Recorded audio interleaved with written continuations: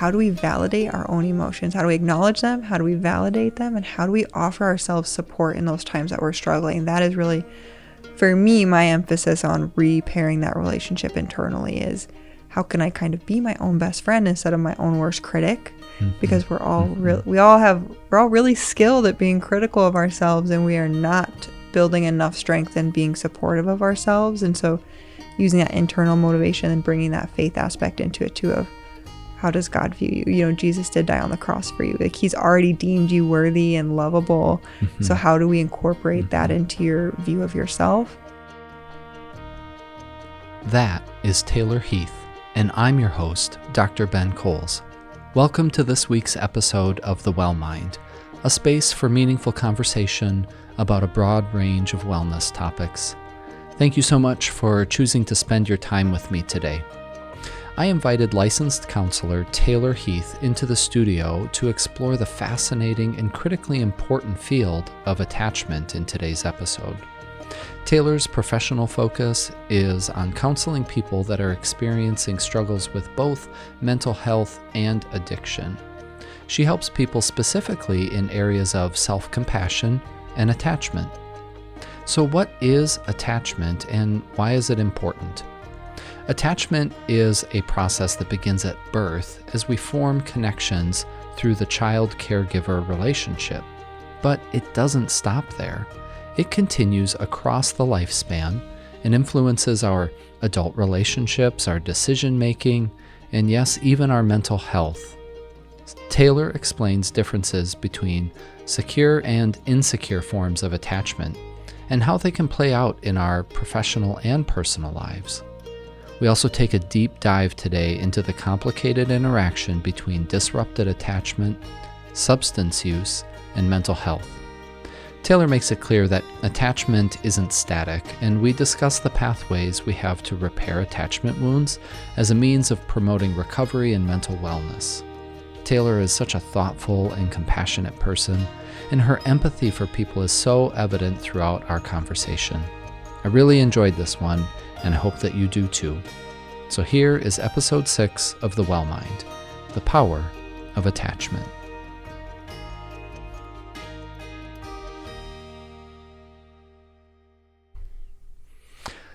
Hi, Taylor. Welcome to the show. I'm so glad to have you here. Thank you for having me. Yeah. I'm excited to be able to visit with you today about some important topics. I think today we're going to be covering some things related to mental health, related to attachment and addiction issues. But before we kind of get into those topics, I'm hoping that you could just introduce yourself to our audience, let us know a little bit about your background and where you're at professionally. Of course. So I'm Taylor Heath. I am currently a licensed professional counselor in the state of Minnesota, but my journey started, getting my psychology degree at the University of Northern Iowa, and then I moved to Minnesota to get my Master of Science in Mental Health Counseling through Minnesota State University, Mankato, and then did my internship with Christian Family Solutions, where I was really first exposed to this concept of addiction, mental health, working with clients with those struggles. And then my husband and I moved out of state to Missouri, where I was a provisionally licensed professional counselor and continue to kind of come against this issue of addiction and like intense mental health and trauma issues. And so I just continued to watch clients struggle with that. And so then I came back to Minnesota to work again for Christian Family Solutions, and have just really wanted to gain more understanding and empathy and compassion for clients who are struggling with that. And that's where I am at right now, is just continuing to expand my experiences professionally and at work, and doing as much as I can to help clients in the best way possible. Awesome. So already in your career, it sounds like you've had a number of transitions in your education, moving from Iowa to Minnesota and having some time professionally in Missouri, and then coming back here. What have those transitions been like for you as you are trying to develop yourself as a professional and complete school and all of these pieces? Ultimately, I'm very thankful for each of those experiences, but it was challenging in those moments. I went from working at Christian Family Solutions, which was a very supportive environment where my professional development was always encouraged, and I felt like there was always individuals I could go talk to about cases or, conceptualize clients with and seek help and understanding with. And then moving to, I should also say, in Minnesota, mental health is a lot more funded and a lot more supported, and that makes a big difference, as well as resources available for clients. So moving to rural Missouri, where that state did not fund mental health in the same way, we could not get clients assistance in the same way that we can here in Minnesota, and then struggling with just a different culture at work where it was much more kind of isolated, where you as an individual are working on your own, no staffings. It was just very challenging at that time, but I'm very thankful for that experience to grow as a professional and to see how mental health is treated in different states and different areas than it is here. Yeah. For me personally, that's always of interest too, because in my professional career, I've moved around quite a bit and had clinical experiences in Minnesota here, obviously, but also in Florida, in South Dakota, and just navigating the different state systems as a professional can be challenging. And then we're trying to help clients navigate some of those same systems. And I always feel like, well, I'm on the inside, so I should know how to get all these things done. But that's not always the case. So just being able to connect clients with the right services and the appropriate services is a huge task at first, when you first start working with clients, right? Mm-hmm. Oh, completely. And to get to know a new community and get to know the ins and outs of it and the culture of that community. And then, like you're saying, the resources to plug them in with. It definitely stretches your ability as a person and a professional. And at the same time, like, you're adjusting to a new community as well. So I think there's a lot of parallels between when you move work and personal life. And like I said, I'm ultimately really thankful for those experiences to have my eyes opened to those different perspectives. Yeah, 100%. Me too. Even in some of the most challenging professional settings that I've been in, I'm still grateful for having had that experience. When I was in Florida, one of the things that I really appreciated was the colleagues that I had in the community mental health center that I worked for. People that had been in that community for a lot of years, some of them having grown up there, left to go to school, maybe in a neighboring community, but still wanted to be there to serve that community. And having those kind of veterans of knowing the culture, knowing the community, knowing the resources really was helpful for me in being able to get up to speed with helping people, even outside of the immediate session that I was meeting with them in. But it sounds like when you were in Missouri, that was pretty challenging. You didn't have that kind of environment of support or colleagues that were coming together on a regular basis to give that kind of guidance. So how did you navigate some of those challenges? Mm-hmm. I worked really hard to advocate for my staff with my supervisor, trying to just emphasize the importance of having that collaboration time and that consultation time, and was eventually granted an hour a month where we could come together as a staff. So in some ways it was that advocacy piece, and then in other ways I just made really strong connections with a few people on my staff that I did feel like I could go to and have those conversations with, and just really hoped that our schedules lined up or we both had a no-show at the same time that we could do that. Mm-hmm. So it really was just had to be internally motivated to go do it. It wasn't set up as conveniently as it had been at my previous job.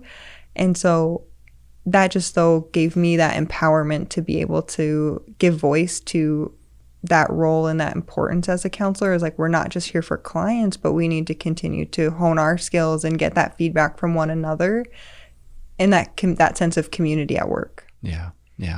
I had Michelle Margraf on the podcast a few weeks ago, and she's the executive director for Compass Center, which is a rape and domestic violence shelter in Sioux Falls. And she's not a counselor, but she worked and led a whole team of counselors. And that was a point that she continued to emphasize when I was visiting with her, that the importance of helpers supporting one another when they're doing the work to help other folks, that we can't really be on an island.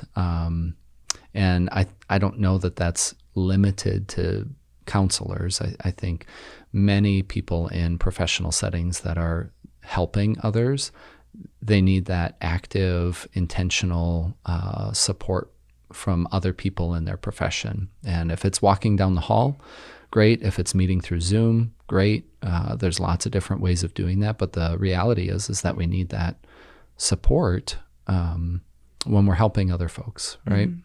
Exactly. And I think that's what ultimately led me to be so interested in attachment, because in my doctoral program, that's what I hope to study. Of course, it's not confirmed or, solidified yet, but attachment in the workplace for counselors, especially beginner counselors, because those relationships are so important in looking at, do they feel securely tied to the people that they're working with in a healthy way? That doesn't mean that we need to all be best friends, but we need to be able to feel like we could rely on one another and trust on one another.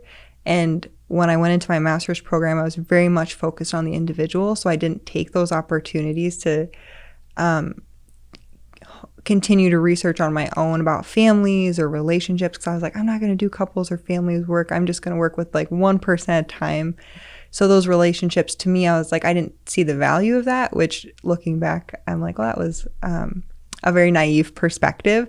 But in my professional experiences, I've learned how relationships do intertwine with everything that we do, and attachment underlies so much of what we do. And so seeing that at the workplace and how it was treated differently or not supported just really gave me more fascination with just like the role that attachment plays in our lives, professionally and personally. Yeah. And I love that you're making that connection, because that's exactly what I've been thinking as we're talking, is like when we go through so many different transitions in our life, we're moving to different areas, attending different schools, working in different professional agencies or employers.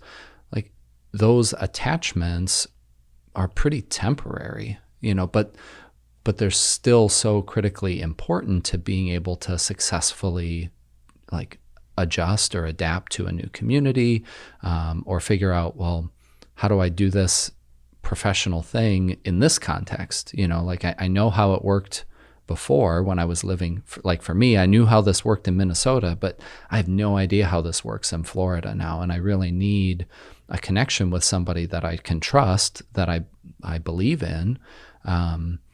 But that can be really hard to form if you aren't given the time, or you don't have the resources, or from a culture standpoint, it's not a priority. It's not emphasized. So, as you are thinking about professional attachment, people coming together in the workplace and forming either, secure, I think is the word that you use, like trusting, collegial relationships, not that you're best friends, that's probably a different kind of attachment.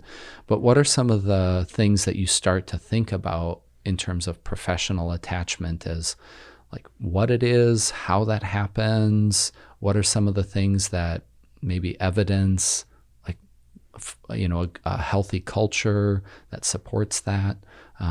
Just kind of start diving into that a little bit with me.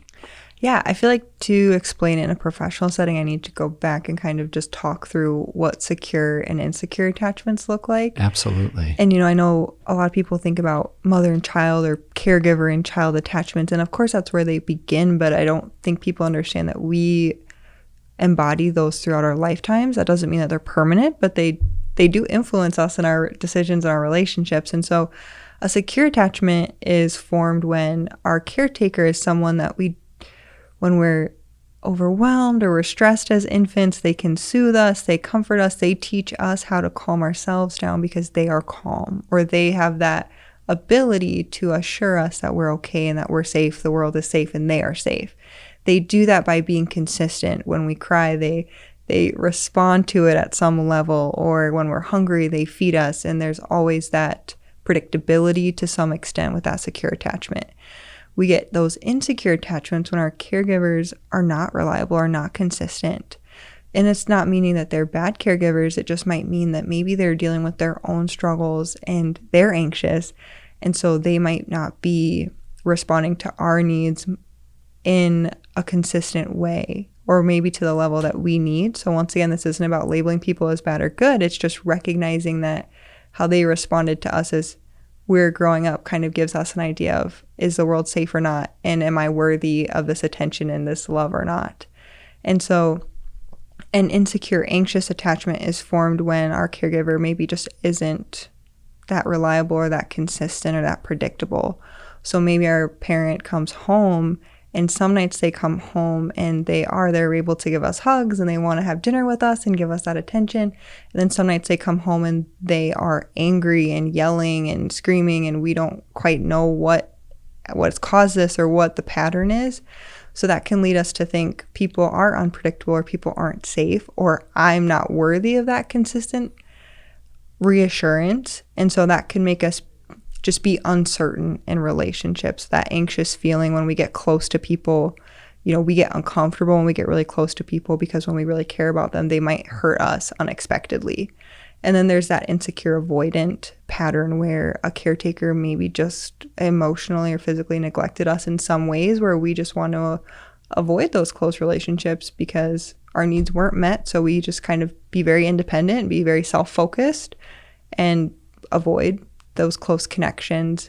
And they might feel very uncomfortable to us too because they're unfamiliar. And so I think about those in the workplace, because we can think about that with supervisors, or we can think about that with our coworkers.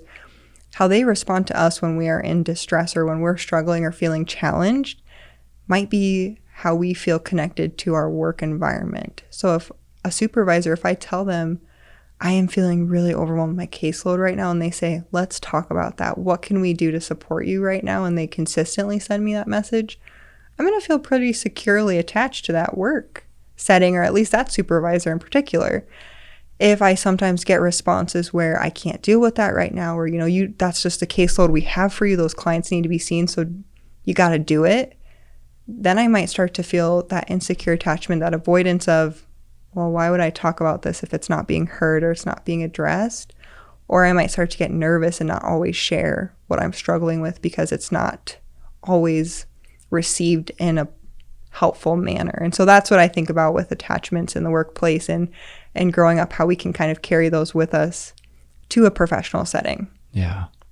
So much good stuff there, Taylor. I want to be able to dive into that, some of those pieces a little bit more. So yeah, we're using this word attachment, and the language that we use is really important. And so understanding what do we mean by attachment? And that's really like my internal feelings when I'm in relationship with another person, right? Mm-hmm. And of course that starts at birth, right? Infancy with our parents and our caregivers. So whether that's our biological caregivers or adoptive caregivers, but it starts right away. I had the privilege when I worked for the hospital over in Sioux Falls of doing some work for the neonatal intensive care unit and supporting some of the staff there that were working obviously in a pretty high stress environment.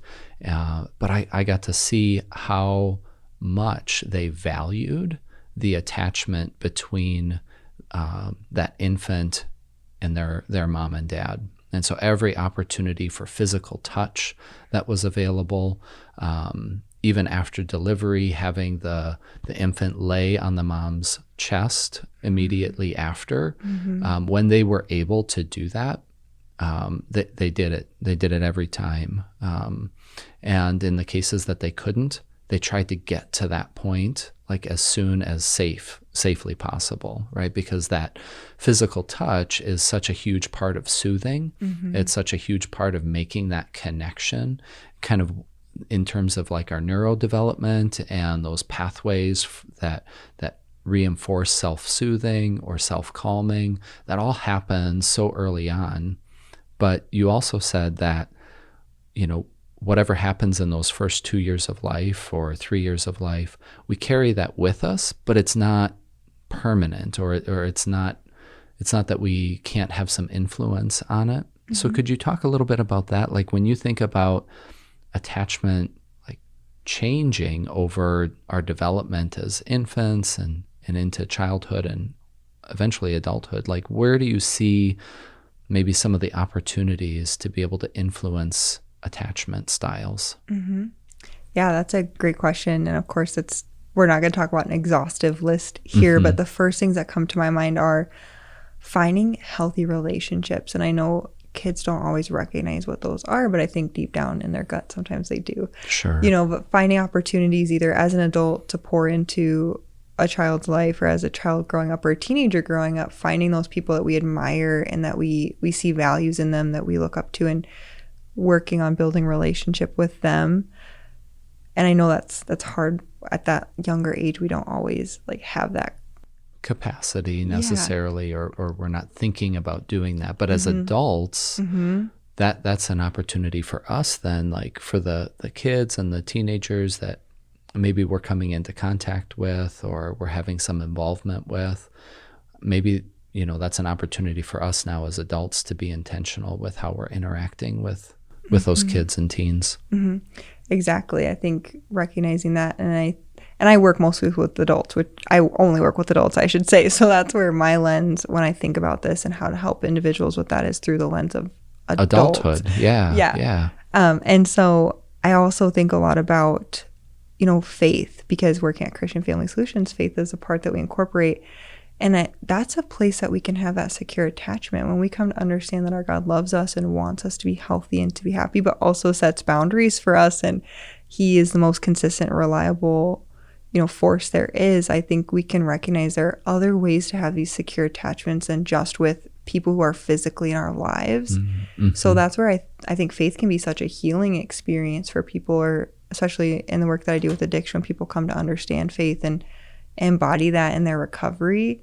That's what they're doing, is they're building that secure attachment to their God, which they might never have had a secure attachment before in their life because people weren't reliable or they weren't safe for them. And so I think faith can play a big role in that as well. Absolutely. Yeah. So kind of thinking about this from, again, a developmental standpoint, that attachment starts in infancy with our caregivers, the people that are immediately in our life. And then as we're growing up, that our family of origin, the parents that we have, siblings at times too. This is where we're learning about relationships, learning about what's safe, what's not safe. How do I trust people? When do I trust people?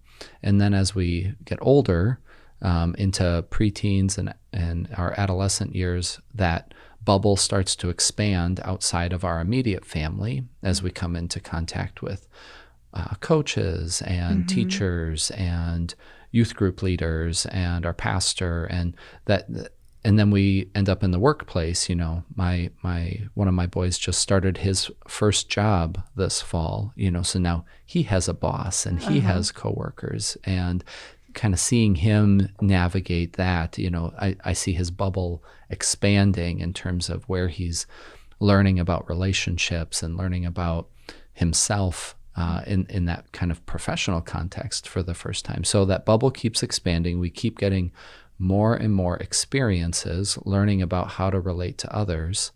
But then in issues of addiction or mental health, that help me understand that. Is that something that comes out of disrupted attachment, or is it a disruptor to attachment? Kind of a chicken or the egg situation there. Yeah. From most of the interactions that I have with clients, I feel like addiction-wise, that is mostly rooted in lack of attachment. Okay. Because what happens when we don't have that secure attachment is, like, for example, let's just take alcohol.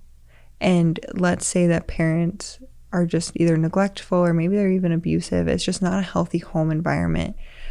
Well, let's say, we'll call a client Sam. We'll say Sam is really struggling in their home life, and then they find when they're 13, they go spend time with some friends and then they're drinking.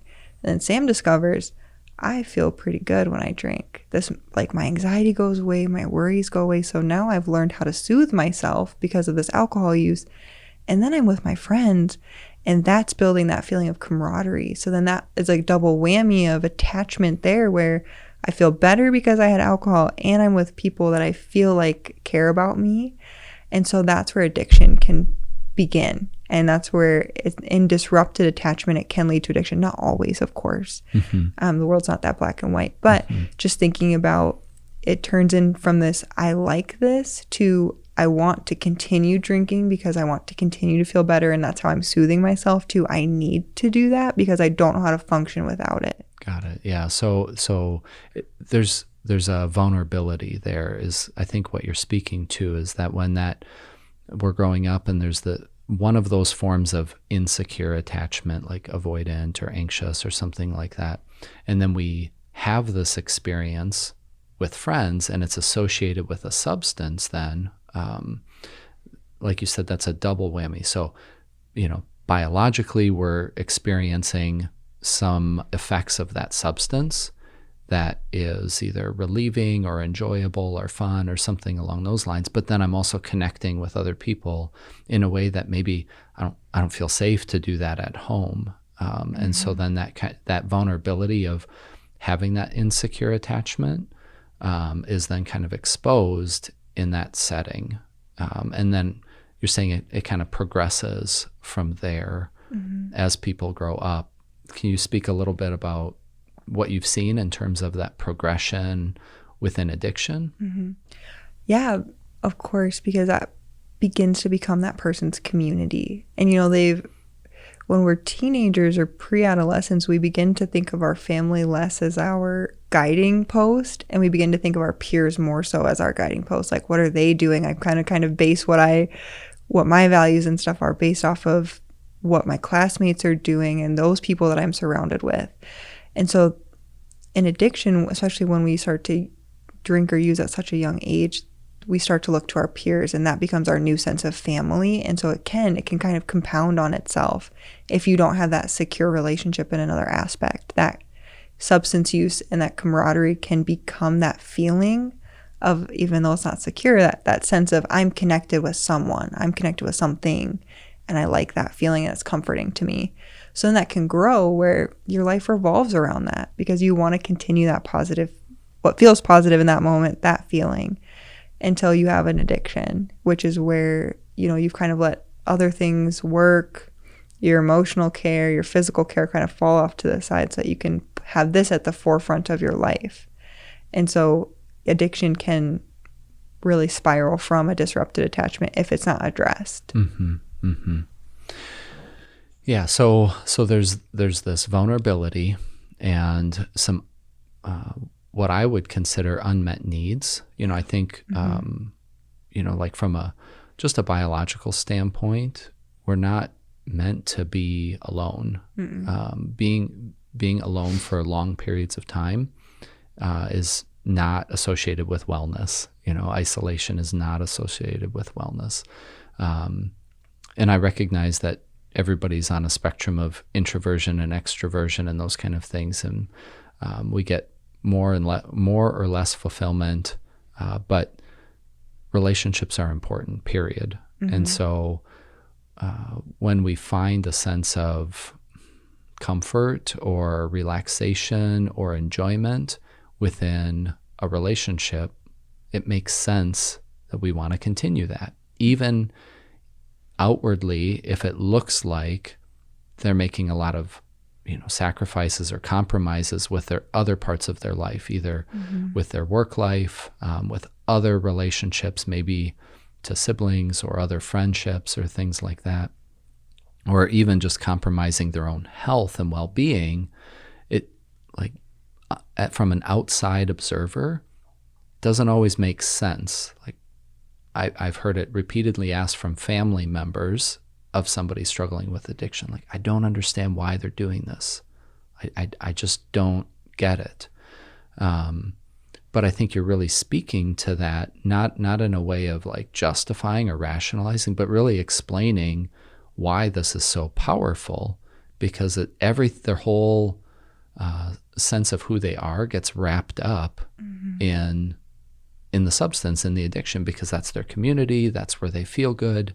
And so they're spending more and more time there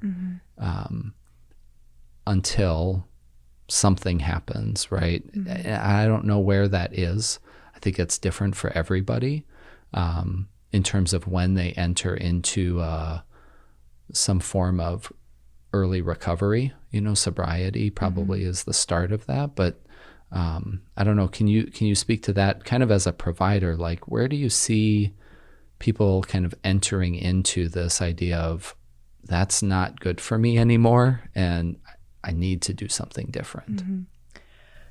I first want to make a note to kind of circle back to eventually, I don't want families of people who struggle with addiction to think that doesn't mean they don't love them enough. So I want to circle back to that at some point to talk about that a little bit. But I think people enter that recovery with that mindset of either I recognize this addiction isn't fulfilling my needs in the way, or it did, but it no longer does, but I don't know how to stop this cycle because it fulfills them enough that I can function. And without it, I don't think I would function. So they come in at that point, or they come in at the point of legal issues are involved and they're kind of held to that accountability to become involved in recovery, or they recognize that the addiction has impacted the few healthy relationships they have, or the few supportive, secure attachments that they might have. And that can be motivation enough for some people to recognize these relationships are being harmed by my use, or they've reached such a level of harm that they want to change. A lot of folks in the addiction community that I've just spent time talking with, they talk about bottom. Like, what's my bottom? Like, did I hit bottom? Or like, this was my bottom, and then I started on that pathway or journey of recovery. And sometimes they think they have, and then there's another one. But I think that's kind of what you're speaking to. And there's a lot of different ways that happens for people. But it's oftentimes a reality. And I appreciate too what you're saying, Taylor, about families saying, well, is my son or daughter or nephew or whoever, like, are they struggling with addiction, because I did something wrong? And that's not what we're saying here. That's obviously not the case. Each person at some point becomes responsible for their own decision making. So even if there were some vulnerabilities there, they still hold that responsibility for the choices that they make. And there's no perfect parents. There's no perfect siblings or grandparents or something along those lines. We're just kind of looking at this from the standpoint of attachment, that when there's disrupted attachment for whatever reason, that creates some vulnerabilities going forward in that person's development. And that some of that attachment is all about perspective, because the other person in the relationship might view that attachment as, I feel like this is a secure attachment, but the other person in that relationship might have a different perspective and that it doesn't feel secure. And so I think that's important too, where families are questioning, what was my role in their addiction? Everyone has a different perspective of what that attachment looks like, at least when I am talking with clients and their support systems about their recovery. Yeah. And so everybody has a role to play in that process of recovery. And that's really where I think the emphasis needs to be placed, is what can I do now to clean up my stuff or whatever that is, but then also be a stable support for this other person in my life that I do care about, and I want the best for them, and being open to feedback or understanding from that person, because they say, well, when you did this, that this is the way I felt. Oh, well, I never knew that, right? Yeah. So it's having some of those important conversations and really listening to one another to be able to start to reconcile and heal, because addiction really takes on a life of its own at some point too. And so whatever vulnerability might have been there, now we've just kind of heaped on a whole bunch of other stuff related to addiction that makes it more complicated and painful for everybody involved. Exactly. And I think that's where too, recognizing, like you're saying, like we all play our own role. And at a certain point, we're each responsible for our own choices and decisions that we make. And I work with clients to first start with building that relationship with themselves when they're in recovery, because they often lose who they are when they're in addiction. And that's a type of attachment we can have, is how do I see myself? How do I view myself? Because if I view myself as unworthy and undeserving, you might face a lot of challenges in recovery, versus if you can learn to repair that and learn how to view yourself in a healthier way, a more positive way, just like I am worthy, or I made mistakes, or I've done things I'm not proud of. That doesn't mean I'm a bad person. And then that can create a safer place for them to start to expand into that support system of, okay, I've kind of repaired that relationship with myself a little bit, or I'm starting to.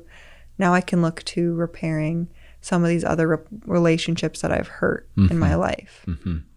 Yeah, where the consequences of addiction have impacted those relationships internally with myself, how I see myself, what I think of myself, and then how I relate to others. It's also, of course, impacted what other people think of me, and how I perceive that, right? And then I appreciate too that you had earlier spoken about faith and how the faith community and having an internal spiritual faith and being connected. Well, 12-step, right, uses the higher power term, and I'm my understanding from a faith-informed kind of integrated standpoint with counseling at Christian Family Solutions is that you are talking actively about God, about Christ, about the work of reconciliation that he worked through his sacrifice on the cross and his resurrection. So there's kind of three things that are getting repaired through this recovery process: my connection with myself, my connection with other people, and then my connection with God too, right? And all three seem critically important. Like we're not going to make a lot of progress if we just leave one completely by the wayside and don't do any work with that. So as a clinician, when you're starting to work with somebody, it sounds like that kind of intrapersonal work, like their identity, their self-esteem, all of their self-worth and value, those are things that you're talking about initially.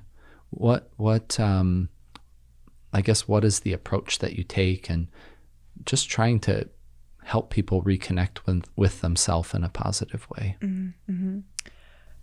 Well, I will just speak to the beauty of the team that I work with and the IOP program that I'm a part of for that dual diagnosis struggle of mental health and addiction, because I am not in a vacuum trying to help individuals by myself.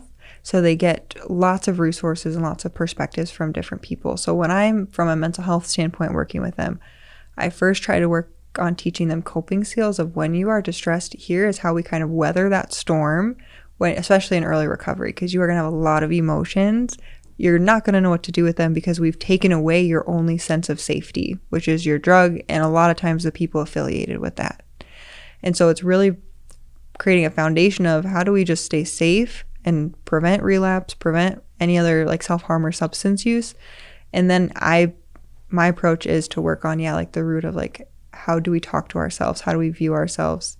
Like what you're saying, that intrapsychic experience. Internal dialogue and beliefs about myself. You start bringing those to the surface, because those are things that in addiction, typically you're not focused on that. You're not thinking about that. The substance is kind of that coping mechanism, the singular one to deal with everything. Exactly. It's a catch-all. And so now you're learning, how do I address all these different things that I've been trying to avoid for who knows, years. And so I really work on, and that's the beauty of the team is, we've got a cognitive behavioral unit where they learn about their negative thoughts and like, how do I adjust those? How do I adjust my perspective on the world? And we deal on, I work with self-compassion, and that's a hour of group that I lead with them, which is how do we validate our own emotions? How do we acknowledge them? How do we validate them? And how do we offer ourselves support in those times that we're struggling? That is really, for me, my emphasis on repairing that relationship internally is how can I kind of be my own best friend instead of my own worst critic? Because we're all we're all really skilled at being critical of ourselves, and we are not building enough strength in being supportive of ourselves. And so using that internal motivation and bringing that faith aspect into it too, of how does God view you? You know, Jesus did die on the cross for you. Like, he's already deemed you worthy and lovable. So how do we incorporate that into your view of yourself? And so that's kind of my emphasis. And then, of course, working on just like this attachment in general with them and learning more about their attachment style in their relationships and how can I cope with this a little bit more effectively to make my relationships feel a little bit healthier. Sure. Yeah. Again, attachment isn't something that we're having conversations about on a regular basis. It's a unique term that I just don't think we use very much in our daily life, but yet it's a process that is impactful and influential in all the relationships that we have, whether it's with ourselves or with God or with other people. So being able to get some education, it sounds like, right at the beginning to even understand, like, oh, well, what is my attachment style, or how have I been treating myself, and where are the opportunities for change and growth in those areas so that I can start moving in a healthier direction. Yeah. And so, again, appreciative of your comments about the team approach. And that's something that I know is incredibly valuable in working in a dual diagnosis setting. And dual diagnosis, you know, that sometimes people will use the term comorbid diagnosis or co-occurring diagnosis. There's lots of different terms, but essentially what that means is just that there's some clinical diagnosis related to mental health, whether that be depression or anxiety or PTSD, or any other number of mental health concerns, and at the same time, there's a substance use disorder going on, whether that be with alcohol or some licit or illicit drugs, correct? Yes, correct. Yeah. So for a long, long time, I think in our profession, those have been separated. And so you go to place A to take care of your mental health needs, and you go to place B to take care of your substance use. But over, I don't know, what would you say, the last 10 years, maybe a little bit longer, 15, it seems like there's been a real growth within our profession of bringing these pieces together so that we're treating everything at the same time as best as possible. Obviously, you have to have some education about addiction and some education about mental health, but doing that at the same time, I guess, what's been your experience kind of thinking about things from that dual diagnosis perspective on, I don't know, where mental health starts and addiction ends, and kind of where, because there's a lot of overlap between these two things. There's so much overlap. And I think that story depends on each individual person. Yeah. Of you know, how much of this is a role of mental health and how much of this is a role of addiction. Because sometimes part of withdrawing from our substance use is we are going to experience heightened anxiety or heightened depression symptoms. That's a normal part of no longer using your substance, because you've been using that to kind of like regulate and stabilize your emotional state. And so when you take that away, you're going to have a period where you feel a little bit worse. And so some people, that is like, once they achieve sobriety, their mental health tends to level out if they can maintain recovery and get it involved in some healthy support groups or healthy activities, or have a great job where they have a sense of fulfillment. Their mental health will pretty much stabilize. Most people, though, start using because of this lack of attachment tied with mental health needs that are being met through the substance use. And that's what most of the time what I see. So it really does need to both be focused on at the same time, because maybe they started using because they were anxious and then they felt wow, if I smoke marijuana, that will help really calm my nerves down so I can go to class, or I can give a presentation and I don't feel nervous and no one knows, or I can go to sleep and not have worries or nightmares. And so a lot of times it's rooted in some level of mental health as well. And so part of that recovery is, okay, how do we stay sober and deal with that mental health? What are coping skills that we can work on to replace that substance use? How to teach you how to have a healthy relationship, and kind of getting rid of that idea that emotions are bad. I talk about that a lot with clients, that emotions are here for a reason. They're trying to communicate to us, and we're not supposed to get rid of them. We're just supposed to listen to them and kind of move about our day, not fight them or resist them. And so when we can change that perspective on our emotional experiences, I feel like that's when clients really start to grow and learn, oh, all right, this is part of being human. This is part of just the recovery experience. But that's so counterintuitive, because if I'm feeling sad or I'm feeling anxious, that's not an enjoyable mood state to be in. So what can I do to get out of that, or to not feel that way, or feel that way for as little amount of time as possible? And so for you, helping people, again, look at themselves through a compassionate lens, recognize what they're feeling, and be able to accept that as one, part of being human, and two, it is a source of information, right? I mean, it can't be and I've said this before, probably in here on the podcast, but emotions can't be the sole source of our decision making, but they also can't be completely written off as unimportant or unnecessary. We need in the counseling literature, right? There's that term wise mind, right? And so being able to recognize and use our emotions as a source of information, but then also draw on other sources of information for our decision making. So whether that be our thoughts, our values, our faith life, the counsel of a good friend or a therapist, these other sources need to be incorporated into our decision making, so that we're moving forward in a wise manner. Exactly. And as you're talking, this idea of mood congruent behavior came into my mind, and that's actually been the topic of a few of our recent groups with a few individuals. But that is also where, when we are depressed, our brain starts to bring up other memories of times we've been depressed, or wants us to kind of gravitate towards things that are going to maintain that mood, like listening to sad music or watching sad movies, and recognizing that just because I feel this way doesn't mean I need to continue feeling this way or feed that emotion either. Sure. When you're talking about wise mind, that's why I was thinking of it. Yeah. And that's where we need to be aware of our feelings, so that we don't fall into this trap of our brain trying to be helpful, and, kind of like a Google search bar where it says, oh, you're depressed. Here's all the other times and all the other things that go with depression when we search Google in our brain. And so recognizing that we don't fall down that rabbit hole, and we can do other things like that make us feel better, make us feel comforted in a healthy way, or healthy people that we can reach out to, or even just going and playing frisbee golf or making a snowman, other things that are going to evoke that different emotion. Yeah.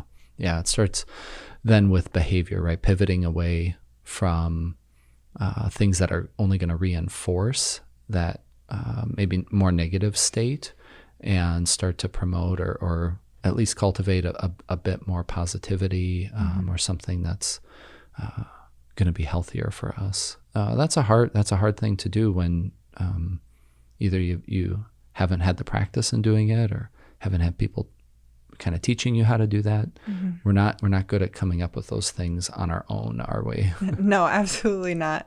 That's where every time we're in group, I'm kind of like, man, I wish this was included in like middle school, high school. And I think some schools are getting better at incorporating that knowledge right now into those younger ages. But this is just good knowledge for everyone to have, not just people who get to the point where they need mental health services, or at that point where they're struggling so much that they don't know how to keep taking one step forward without getting that additional support.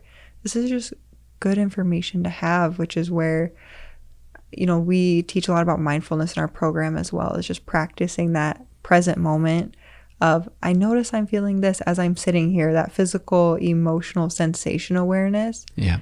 and learning not to be reactive to it. Of, all right, I'm just going to listen to it or recognize it, see it for a little bit, and then just kind of move along. Mm-hmm. And I think that's really powerful to be able to do that and not have a instant, immediate reaction or impulse to do something with it. Right. Yeah.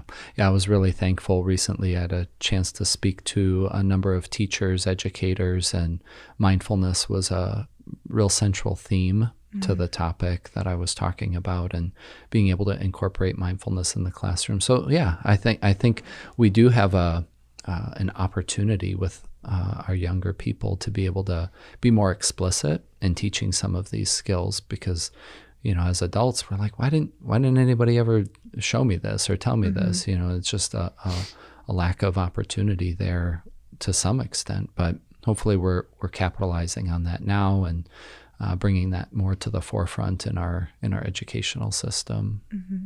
Yeah. So we've kind of wandered a bit through the forest of attachment here today, and stopped to take a look at some of these different pieces as it relates to our early development, and then where insecure attachment can lead to vulnerabilities with addiction and mental health, and vice versa. Sometimes addiction and mental health creating complications or barriers to being able to form secure attachments as well. And so recognizing that all of these pieces, when we're able to see them together, to work on how they're interconnected and they influence one another so that we can move towards health in each of these areas, that's when recovery, that's when growth really starts to happen in terms of moving forward from some of these challenges. Earlier on, I asked you about how we influence our attachment, So as adults, we're maybe I'm somebody that I haven't really struggled with addiction, but maybe there are examples in life where I misused a substance to try and regulate myself, or a substance had a pretty negative impact on a relationship, right? So we're not going to the standpoint of addiction, but at times there's this misuse, right? Because you said it's not a black and white issue, right? There's kind of a spectrum here. So, how does a person just start to tune into like their relational style, and how do they check in with themselves on some of these topics? That's a great question. I think the first thing is just gaining that awareness and wanting to be curious about what's going on in that moment. So when I think about someone who might be, drinking occasionally, or even with food's become a really big, or social media. I mean, our phones and food have become really big, almost addictions in our lives as well. And so I would really encourage anyone who might be wondering, am I having an attachment issue with this behavior, this thing? Ask yourself, what need is this fulfilling right now? If you're eating a lot of cookies, is it because you're wanting to soothe yourself or treat yourself because you've had a long day? What emotional need is being met in that moment when you're scrolling through social media, or you post a picture and you find yourself continually reflecting on that or going back to look at it over and over? Are you feeling recognized? Are you feeling seen? Are you feeling heard by other people when you get those likes? Really just checking in with, what do I get from this moment? Yeah. So being able to recognize that there's some internal process happening. I'm having a feeling, or I'm having an experience, and that's connected then to my behavior. And maybe my behavior is more reflexive, like it's just something that I do that I've figured out, well, I feel a little bit better, or it soothes me when I do this, or when I'm on social media, or I'm not going to take the cookies comment personally, because my mask today is a buff, and it has cookies all over my buff. And I am affectionately known in my household as a cookie monster. So I won't take that one personally, but I think you're right. Food absolutely is a way that almost everyone at some point, we use that to affect our mood state. And so it's just being able to recognize that and then, again, pivot to make a choice that's going to result in a better outcome or not going to have the negative consequences of some of these things that we just do reflexively. And to be more responsive is kind of the term that I like to use is I want to respond to this emotion or this experience. And that means I'm doing that with some intention or purpose, right? Like I've thought about this and I'm making something conscious here. Exactly, because those needs are not bad. We all have innate human emotional needs. It's just looking at how are we fulfilling those. So really, like you said, that intention of what am I getting from this moment? Is there another way that I can cultivate that in my life in a way that's more fulfilling and healthier? Yeah. So, like I was saying, there's this spectrum of interaction that we all have with substances or technology to impact our mood state. But if I'm somebody that's saying, yeah, I want to talk to somebody about this, or like I want to check in on this in a more like professional sense, like how do people do that? With you or with Christian Family Solutions, kind of what's the pathway to getting people connected with these services?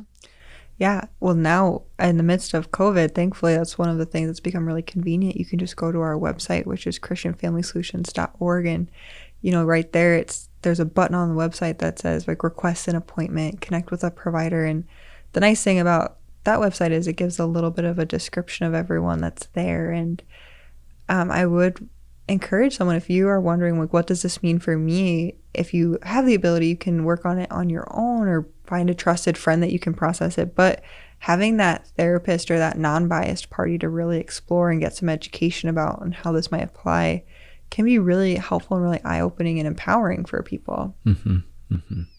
And you've talked about the dual diagnosis program. You've referred to that as IOP. That stands for Intensive Outpatient Services, and that's oftentimes some combination of individual and group work. But it's like more than just once a week, right? I mean, yes. What's the level of intensity when it comes to an IOP program? Yeah, so our IOP program, and I will just speak from mental health standpoint because I do believe it's licensed alcohol and drug counselor stipulations that kind of set the standard for our program. So I can't quite speak to everything about that aspect of things. But, it's 12 hours of group when you start off a week because we understand part of intensive is we're really trying to help people understand how do I be in my community or be in my support system without relapsing. That's our goal of our program is we want you to learn how to be a healthy, functioning individual where you are right now.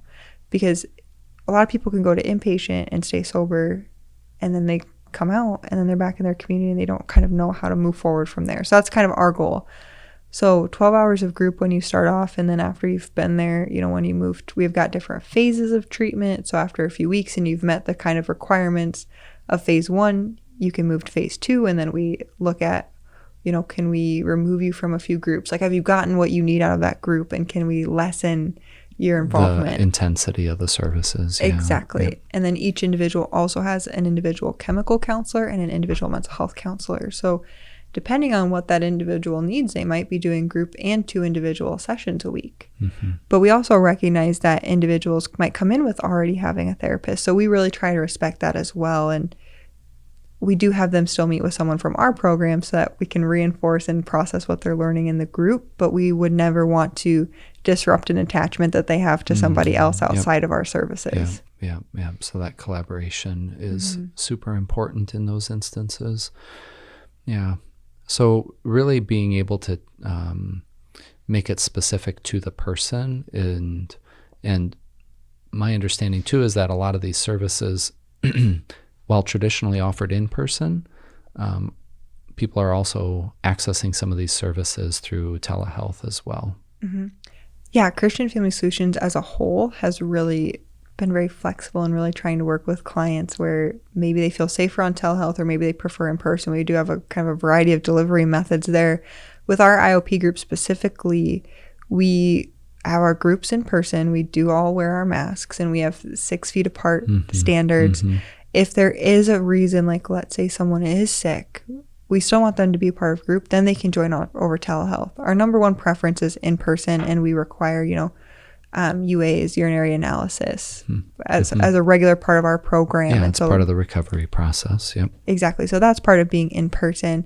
With the individual sessions, they've got more flexibility too. So we really are trying to balance holding people accountable with meeting them where they're at and having kind of that flexibility. Yeah, and still having access to the services so that they're not going without. Exactly. Yeah.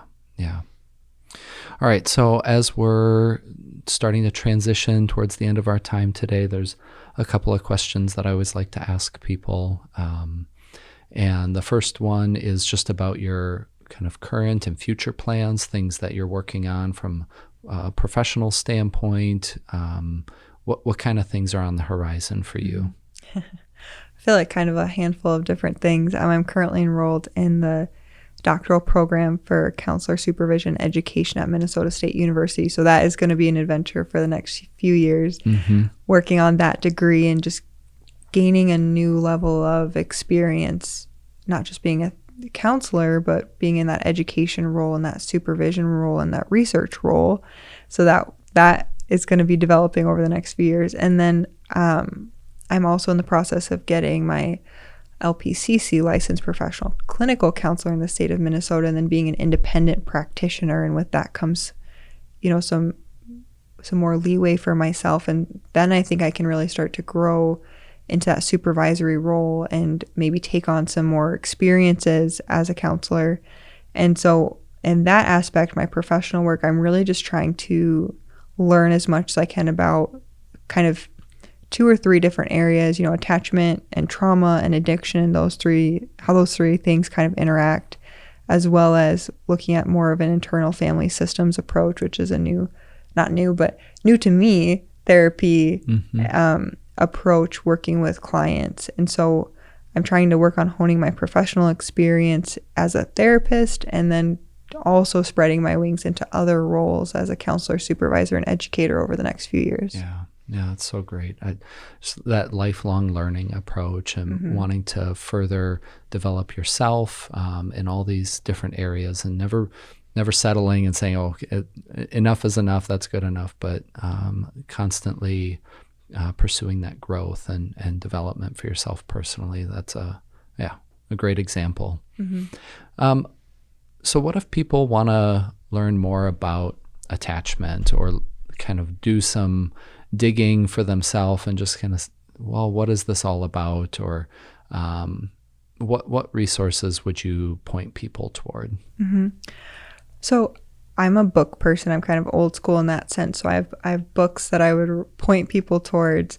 There is one about relationships and really digging into this concept of attachment in partnerships, like romantic relationships. And so that book is called Love Sense with Dr. Sue Johnson.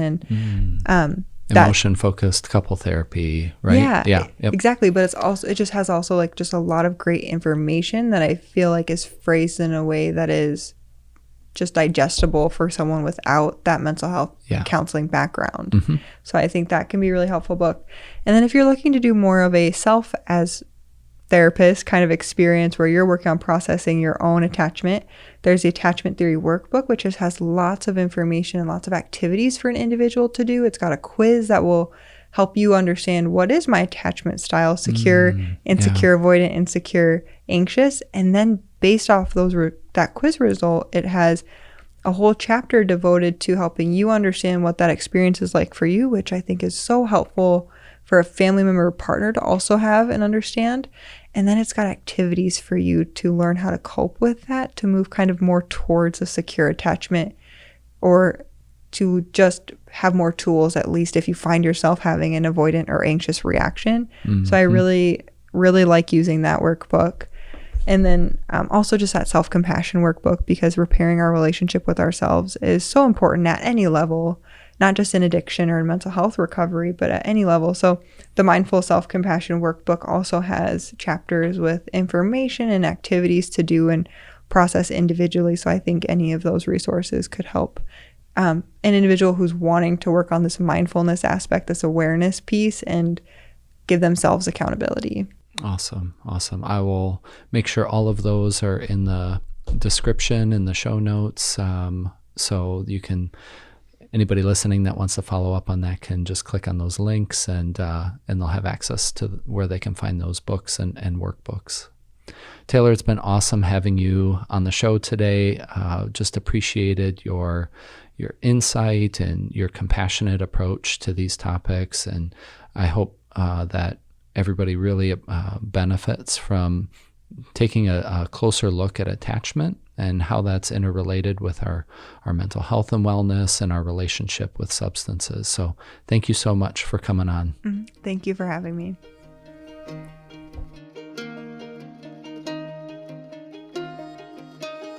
A big thanks to Taylor for being on the Well Mind, and many thanks to each of you for listening.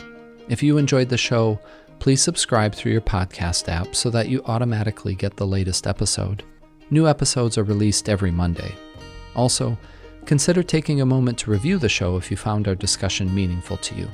Good old word of mouth is great too. Let people know about the Well Mind and spread the word. During the show, Taylor made reference to a few different resources and books. You can find all that information in the show notes. Many thanks to the staff here at Bethany Lutheran College Podcast Studio. Greg, Seth, and Caleb are tremendous in providing technical support for the podcast. Special thanks to Lauren McMacken for designing the logo and cover art for the Well Mind. In next week's episode, I'm joined by Luke Italiano. He's a pastor, a writer, a husband, and a father. And he's also struggled with the pain of depression. He's a regular contributor to Bread for Beggars. If you're not familiar with this website, I strongly encourage you to check it out. It's simply breadforbeggars, all one word, .com. In my conversation with Pastor Luke, he opens up about his experiences with depression and shares about his mission to be transparent. Pastor Luke is authentic and real, and he shares so much personal wisdom. So, hit that subscribe button now so you automatically get this episode when it comes out next week. Thanks again for listening, and until next time, be well.